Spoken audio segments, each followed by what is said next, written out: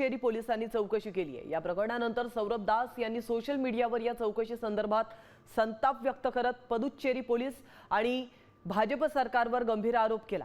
भाजप सरकार पोलिसांच्या माध्यमातून आम्हाला धमकावण्याचा प्रयत्न करतायत, मात्र आम्ही या कारवायांना घाबरणार नाही आणि पोलिसांनीही गुंडांसारखं वागू नये असा थेट इशारा दास यांनी दिला।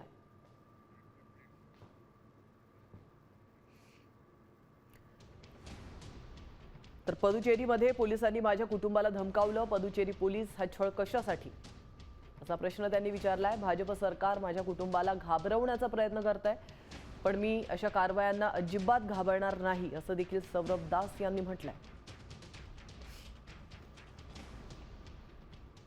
तर पोलिसांनी माझ्या कुटुंबियांची विविध मुद्द्यांवर चौकशी केली आहे। या प्रकरणामुळे पोलीस प्रशासनानं माझ्या घरी येऊन माझी चौकशी केली। 2 दिवसांपूर्वीच अमित शहांनी पुदुच्चेरीचा दौरा करत राज्यपाल आणि उपराज्यपाल आणि गृहमंत्र्यांची भेट घेतली होती, त्यामुळे या कारवाईवर शंका उपस्थित होते असं देखील सौरभ दास यांनी म्हटलंय।